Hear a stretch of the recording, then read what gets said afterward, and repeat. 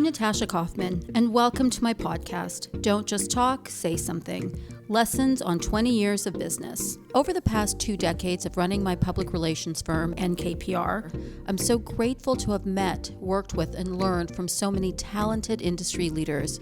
And I'm so excited to be able to share their stories and life lessons with all of you on this podcast. I'm sure we've all had those moments where we've met someone at a party, had a great connection, and then let the relationship end there. Well, that was not the case with this episode's guest, Olympic and Paralympic sports agent Brant Feldman.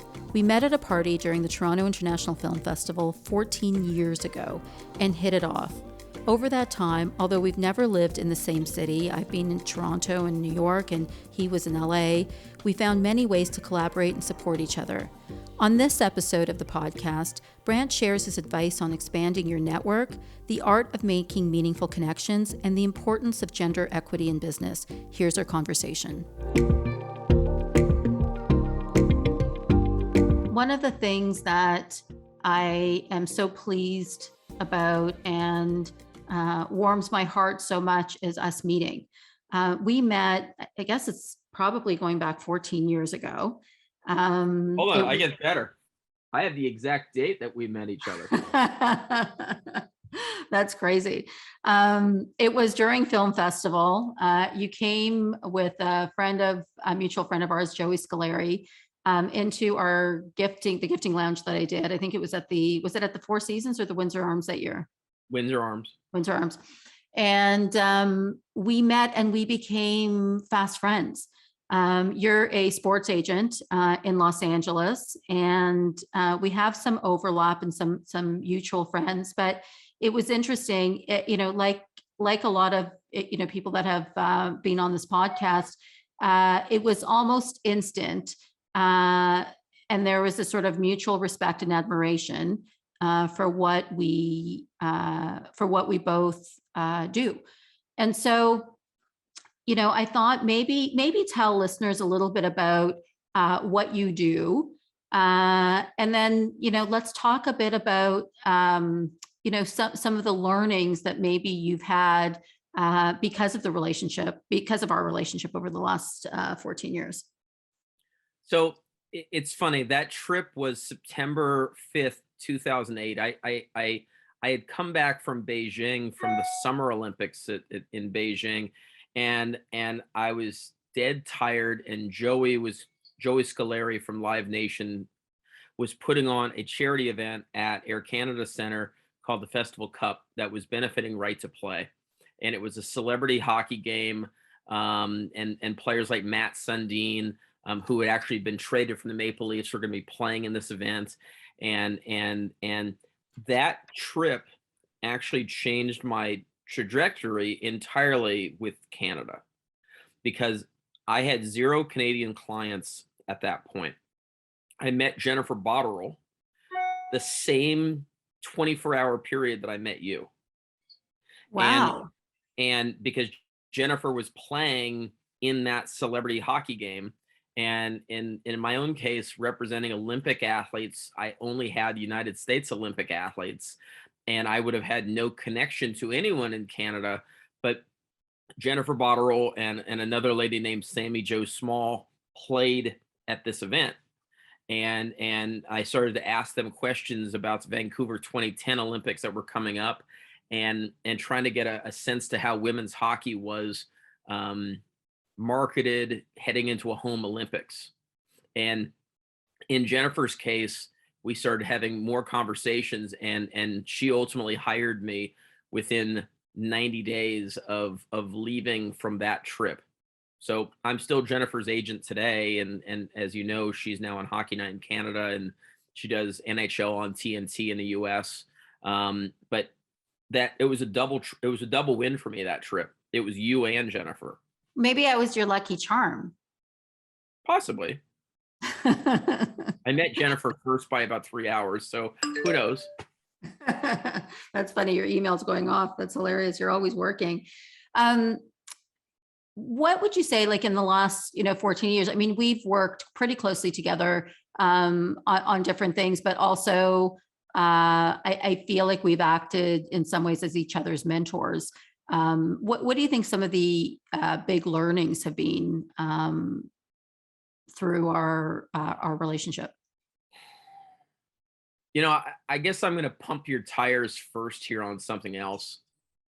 Um, the lady I met in it at the Windsor Arms, as you're trying to sell celebrities into this gifting lounge about all of the different things that were NKPR related. I had heard about these gifting lounges for years at Sundance and other things, but I had never really come across seeing these things. So here's what I saw from you in day one, somewhere between 1 to 3 in the afternoon, according to my notes, was you had a care to get these folks in. You had a care to make sure that these people that we were coming in with, which I look in my notes, is Lachlan Monroe and Mark DiCarlo and some of the NHL players. You had this care and connection to, hey, it's not this free item that you're going to get. It was really introducing the brands to these folks so that they would have real connection. And then in our case, you were asking me some little notes here or there. What can I ultimately give to these folks so that there would be more than just the tangible quality of product to person? It was, how can we connect the dots of person to person? And is there anything beyond that? That was what I saw from you in day one. That doesn't happen, but it did with you. I mean, thank you for saying that. That was always really important for me because I remember the first time we did a gifting lounge, I just thought it has to be different. And we were the first gifting lounge to have a philanthropic component. And for me, and maybe it's because I'm not, to me, communication is first and authenticity versus throwing an event. And so for me, it was really about the experience and making sure the takeaway was, oh, I learned something new about this brand that I wasn't familiar with before. And then, you following that, you actually have someone that actually cares about the brand. And I mean, I think to this day, that's the most important thing because you see, 14 years ago, influencers weren't a thing. And now you're seeing influencers promote all sorts of product. And I'm a big believer that I don't want influencers just promoting our clients' products. I want to make sure that they actually care about what they're doing, that they use the product, that they care about, the brand values, and that there's a connection there. And I just think that's super important. And that's how we pick and choose, let's say, people of influence that we partner with, because I want them to genuinely care. And if they don't, that's okay. We'll find someone or, folks that do. So thank you for noticing that. One of the lessons I learned being friends with you is the art of meaningful connection. You are very good at meeting people and making them feel like they're the only person, in the room. You are very good at, like, I remember we went to an LA Kings game and Frank Gehry came up to you like you guys were buddies. Everyone actually came up to you like they're your best friend. And that's because you make people feel really special. Maybe share with our listeners, how do you do that? Like, what is that? Like when you walk into a room, like, how do you do that? So some of the little things that I look, I started working kind of in sports at a young age. And what I mean by a young age is 15 or 16 years old. And you first off learn that you're not the star of the show. Whoever the talent is the star of the show.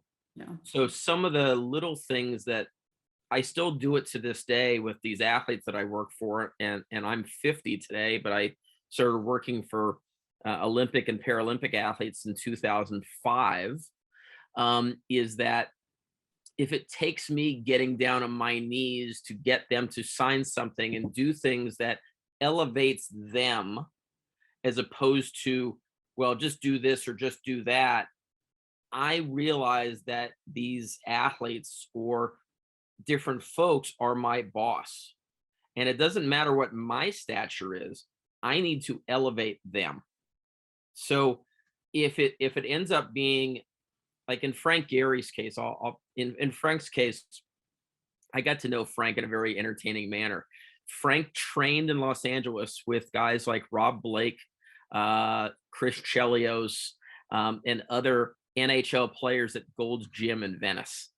And all I knew was I'm looking at this guy at the time, probably 65, 66 years old, training with all these 20 and 30 somethings. I'm like, who's that guy? And they're like, oh, that's Frank. I'm like, okay, that's cool. It's cool. He's like you don't elevate someone because they're the greatest architect of all time. You don't elevate someone that they're a Hall of Fame player or a whatever. You're a Natasha. You're a Mark. I'm a Brant. Don't I mean, like I see it. I see it actually out of some other folks that maybe you would kind of consider. Like a guy like Wayne Gretzky. He's the great one. Everyone knows he's the great one, the great one, great one. In Wayne's case today, when I see him on NHL on TNT, he loves joking around with the guys, and the guy is just giving it back to him because he's not the greatest hockey player of all time.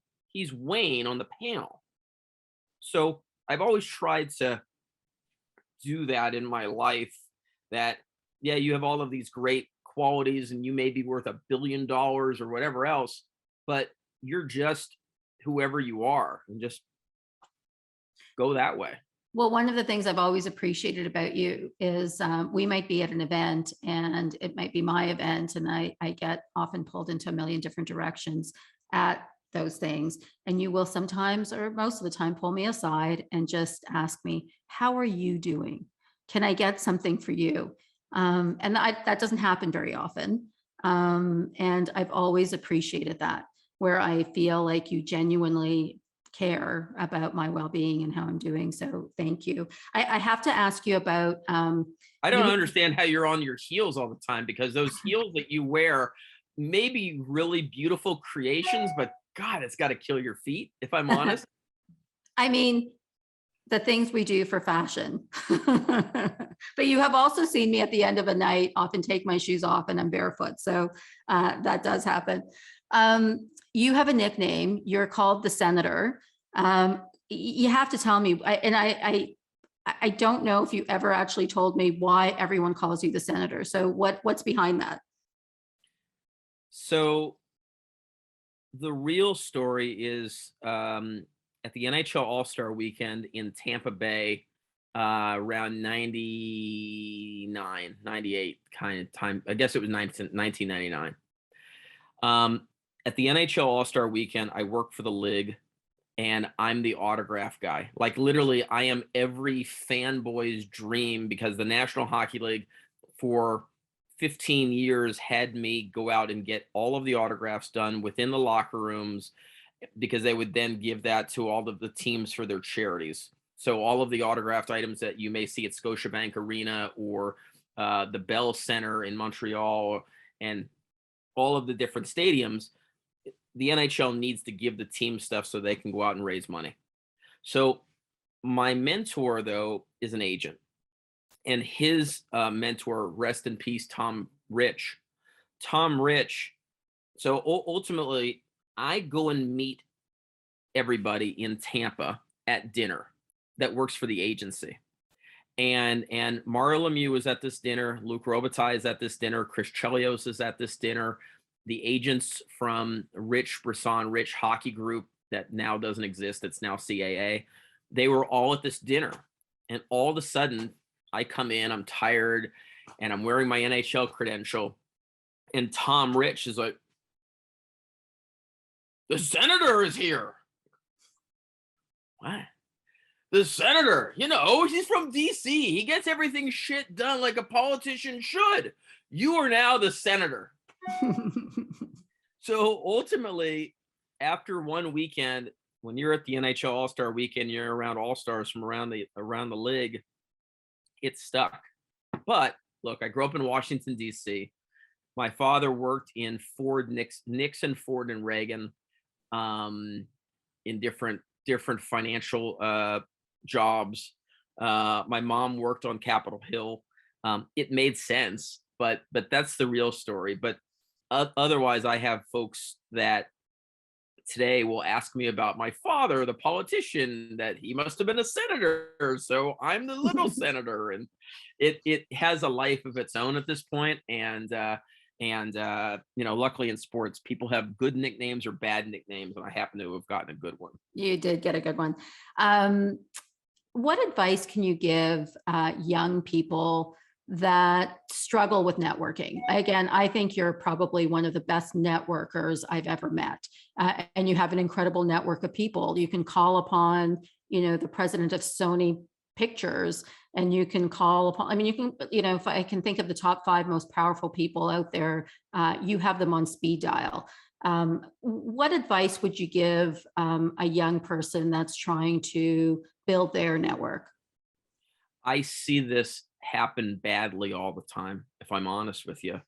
And I'm going to go a little general, and then I'm going to come back to men issues, and I'm going to come back to you with women issues.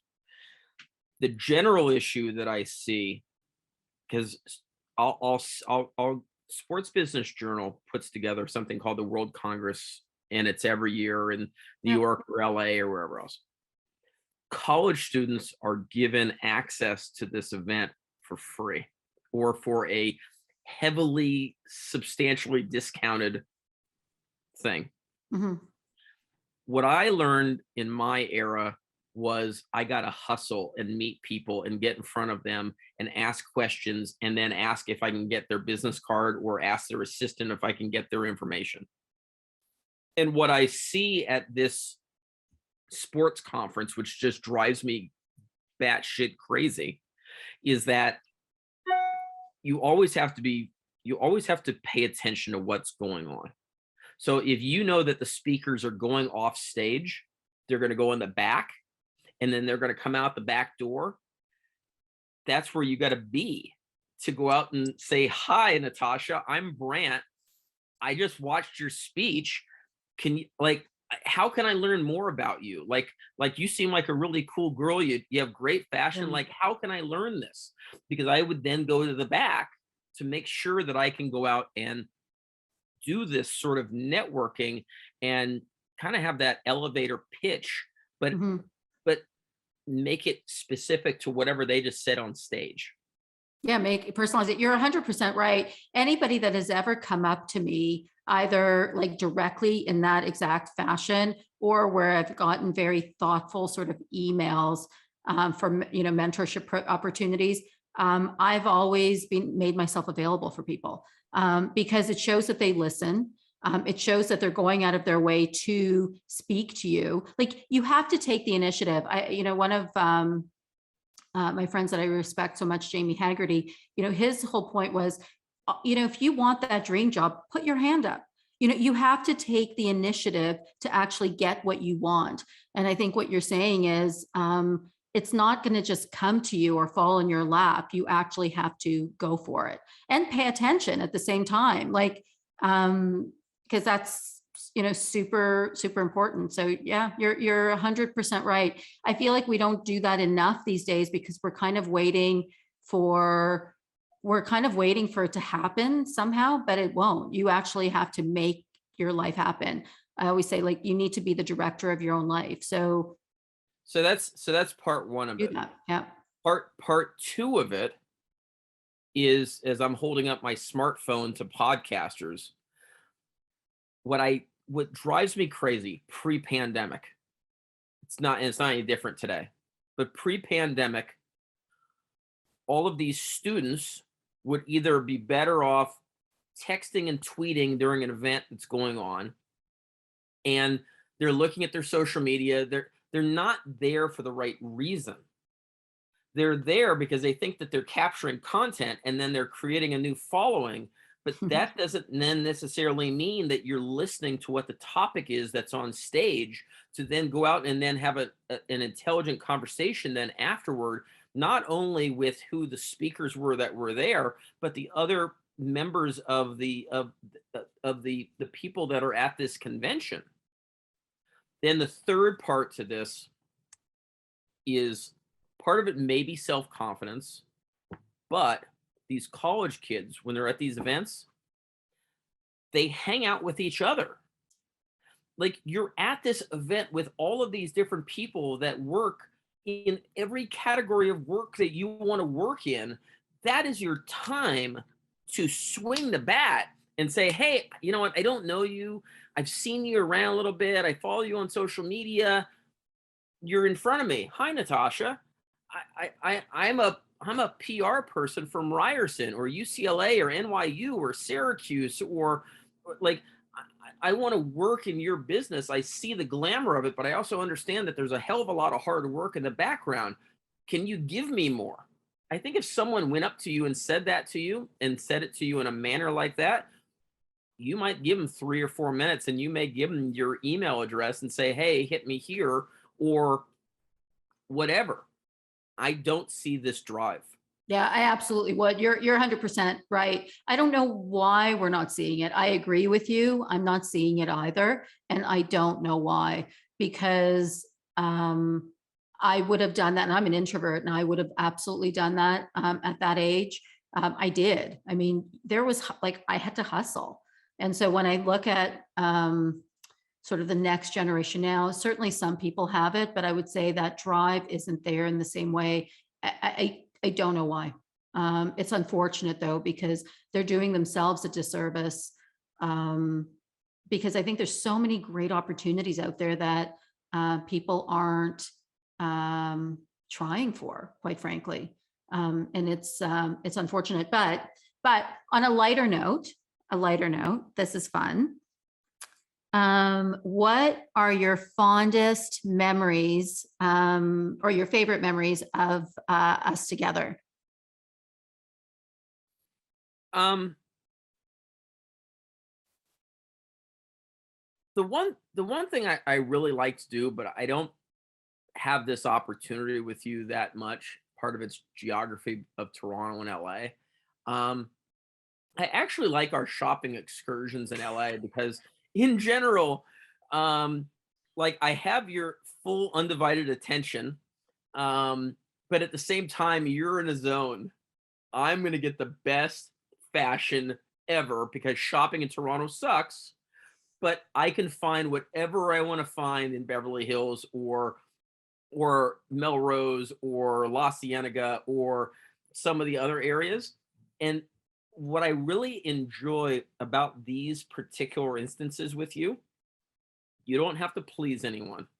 You don't have to worry about anything.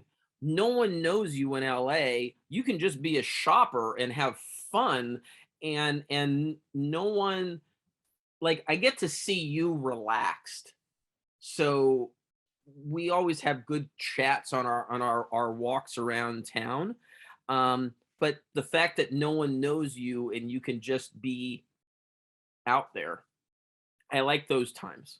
Like we've had some good interact. We've had some. I mean, like we had a dinner before the pandemic with Justin at Buca at the Four Seasons, and you got to see me bundled up as like a snowman. I think those kind of nights are fun. Same time, I like the dog Cody is very entertaining at your house. So like I like those times with you. Like I know that if we're out in Toronto, that you're as big as the Maple Leafs and Raptor kind of players within a circle. And that if you're out and about, that I'm pretty self-sufficient to be on my own because I know that you're going to get dragged in about a billion different ways.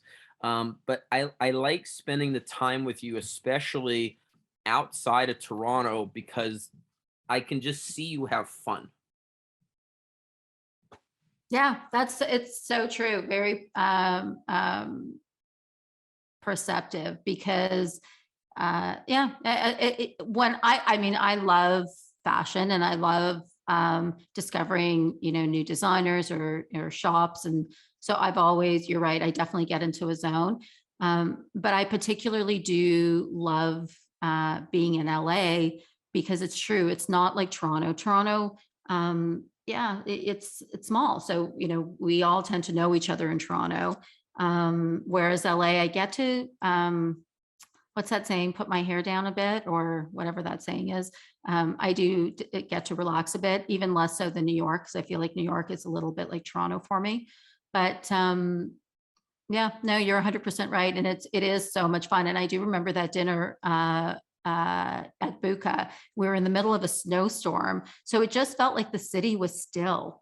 I have great pictures from that, actually, from that night, because it felt like there was nobody on the streets except for like the restaurants were busy. It was peaceful and quiet. And what a lot of people don't know about me is that I am an introvert. So I do like quiet and one-on-one interactions. I do better with one-on-one interactions than I do with groups of people, because that tends to overwhelm me and it tends to zap my energy.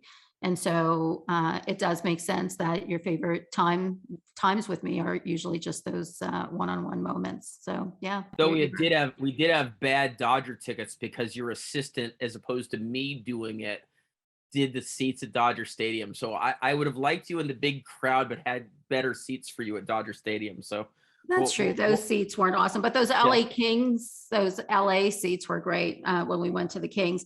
To wrap this up, I ask everyone this question, and I'm sure you're going to have a good one.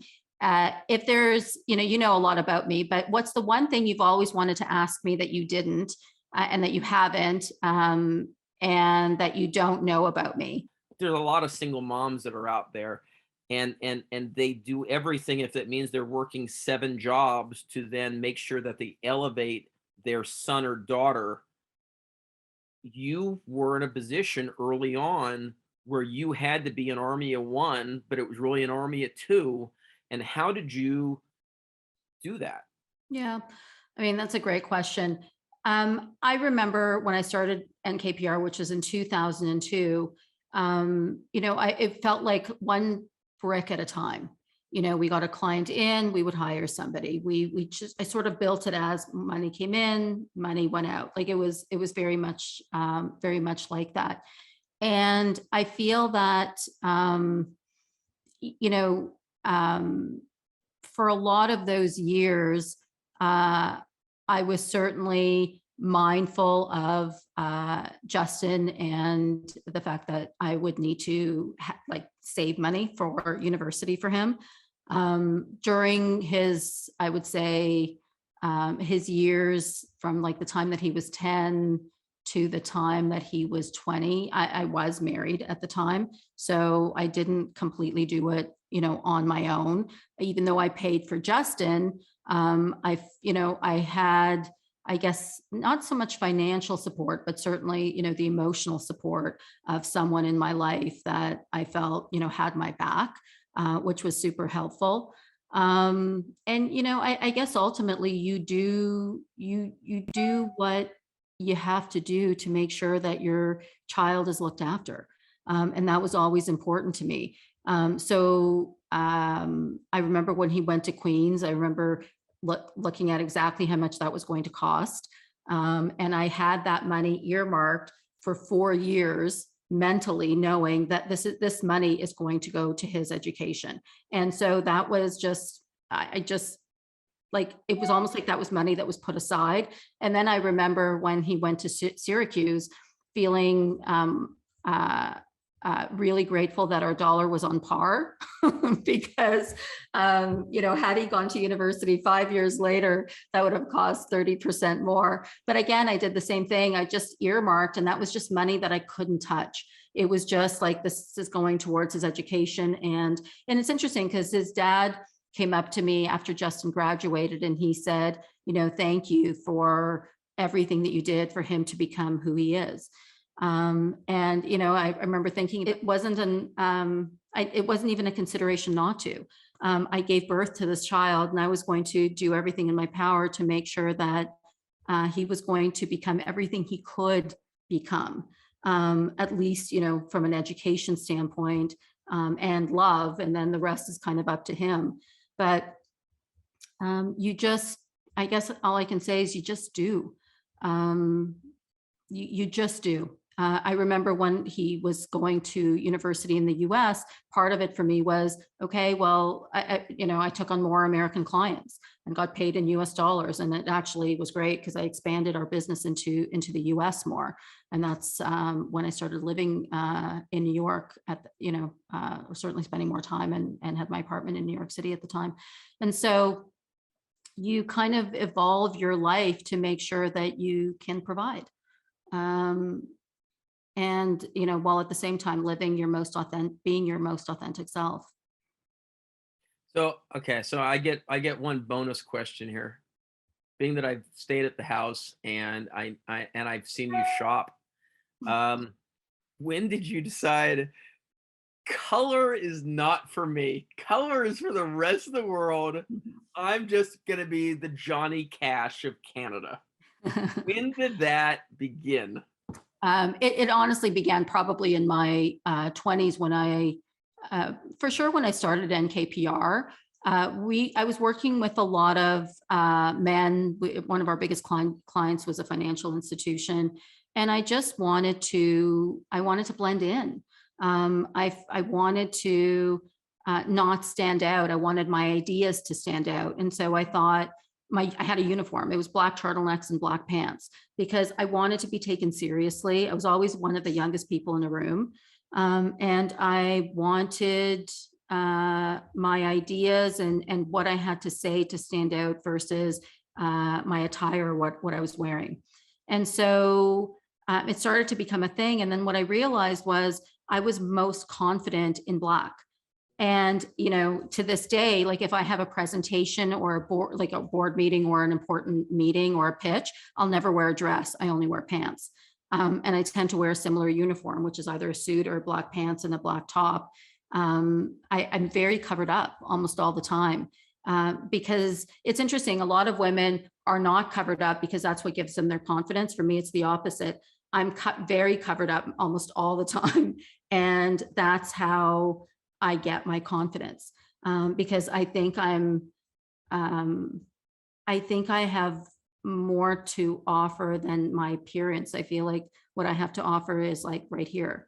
And so in order for that to come out, I need to feel like I'm a little bit more muted from the neck down. So I'm gonna throw a question at you then. So in my case, for your audience who still doesn't know who I am, besides that I represent these Olympic and Paralympic athletes from the United States and Canada. Right now, I represent more women by a lot than I have guys.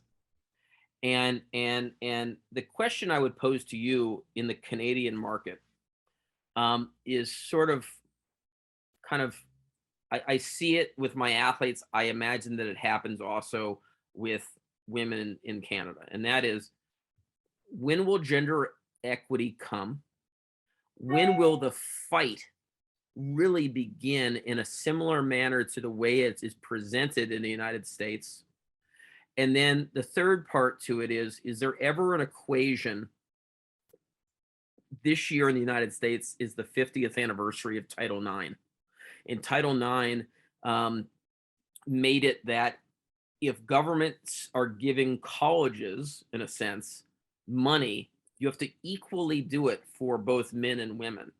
So what that has meant in the United States is that all of these NCAA programs have to have 50-50 spend of their college, if it's college women's basketball versus men's basketball. If it's college football and you don't have that sport, well, then you're going to have additional women's sports to then make up for it. The reason I ask is because I know that there is a pay gap in Canada. And I know that when I represent some of the female athletes that I do in Canada, they're not making anywhere near where the men's athletes are. And I'm not even talking about big four sports. I'm talking about, if it's a women's hockey player and let's say that there's a men's skier, the men's skier may end up making more money than the women's because of whatever. So ultimately, when is that fight ever going to come to Canada? Because you can't be polite about it. Because if you're not polite about it, they're just going to keep passing you by. So I'm leaving you with that question. Yeah, I mean, it's a great question. This year's International Women's Day is all about breaking the bias, and uh, we're fighting it in Canada. We're fighting it probably differently than it's being fought in the US. But I feel like as women, we have to come together to actually truly break that bias. And some of it is things like, and I had Carrie Kirkman on the show, and we were talking about exactly that. Like, we need to be talking about the women that are not in the room. We need to be having these uncomfortable conversations with companies. I had got a phone call a few months back where someone had called and said, "We want you on this board." It was a very, prestigious board. And I said, "Wow, that's really incredible. Thank you so much for thinking of me." And he said, "Yeah, we need a woman." And here's part of the problem. I don't want to be A token. like 1,000%. I want you to want me on your board because I'm really fucking smart and because I will add value to your board. And so, I feel like it's not just about equity. It's like real equity. Like, you need to see the value that women bring to the table, both in business, both in sport, in every industry. And when you look at the alarming stats about even funding, that women get less funding for their businesses than men do, like, it needs to start in every industry. It's really, really unfortunate. I don't know when that's going to happen. I don't know if we're going to get to that place anytime soon, but I know that every single one of us, both women and men, have the responsibility to be part of that change. And I don't know if it's because in Canada we're polite and it's not happening. I just think that, like, all of us have that responsibility to make an impact, and make a meaningful impact. You're not going to do it with one article. You're not going to do it with one person making noise. You're going to do it with everybody realizing the value that women bring to the table. And not because they need a woman at the table, but because they need, like, what a smart woman will actually contribute to that board or that table. I know I'm not answering your question because I don't have the answer, but I know that in order for us to actually provoke real change, we all need to get together to see the value and the importance. And I guess the long answer is we're not there yet. So look, women need allies that are men, but at the same time, the way I look at this, I'm going to give you a very popular sport in Canada, and I gave them a lot of crap privately behind the scenes. But Hockey Canada didn't have a female on their board of directors until a year ago. Now, Hockey Canada is basically the eighth biggest hockey team in the country behind the seven NHL teams. They finally elected two women onto their board of directors. Now, look, to me, if for every national governing body in Canada, for every top 50, top 100 business in Canada, I have no idea why we don't have about a 55-45 split within 2 or 3 years of male to female on board of directors. Because if you're going to have a diversification of thought, you're going to have a hell of a lot better opportunity to go out and try and sell your products to a more wide base. If it's a whole bunch of dudes and one woman sitting at a table, I don't know if that one woman is really going to be able to be able to get through the clutter. That's your PR business talking. Mhm. To go out and be able to figure out how we're going to ultimately make this change to try and reach out to our consumer base. If companies can't figure that out in 2022 or 2023 or 2034, what is it going to take? I mean, look, I don't know what RBC's board is. I don't know what Scotiabank is. I don't know what the biggest companies are in Canada right now. But ultimately, if it's the Globe and Mail, or ultimately it's Bell Media, or Rogers, or everyone else, ultimately showcasing, okay, here's what our boards look like. We need to do better. We need to do these sorts of things. We need qualified people too. It's not It's not a quota system here. Oh, we have 5 women now, we have 7 guys, just shut up. It's not about that. It's talented women. It may also be talented people with a disability, because if 15% of the population of the world is disabled in some sort of manner, well, that's a pretty big healthy voice of people that consume and spend. So we better get that perspective as well. But ultimately, Natasha, like, it does irritate me at times in Canada, and it's frustrating where I don't see more being done on a gender equitable treatment manner. And it needs voices from all over to say, when is enough? It's time. Like ultimately here, we need to change this to have a more diverse society, but it starts at the corporate level. Because if all the corporate, you look at what's going on in Ukraine and Russia right now, and you see all of these Western companies all cutting ties to Russia right now because no one wants to be a part of this sort of thing, regardless of what the economics is. If you can do that in a week and a half, you can do the exact same thing at your company anywhere in the world. You can start to make these changes within a 9 to 12 month process and start tomorrow. Yeah, listen, you're not wrong. And I think we all have the power to create change and create impact, but we just have to do it. So, I think that a big piece is talking about it, and we're doing that. And I think that moving forward, like I said, we are all responsible to ensure that there's change. And I do think that it's starting, and we just need to keep going. So, Brant, The sports guy does things beyond sports occasionally. I appreciate that. I appreciate it. Brad, thank you. Thank you so much for being on and for sharing you with us. So I appreciate it very much. It's a serious ending, but a really important conversation that needs to be happening. A big thank you to Brant and you for listening. I always love hearing from you. Feel free to DM me at Natasha NKPR, and don't forget to subscribe, share, and leave a review and rating. Until next time.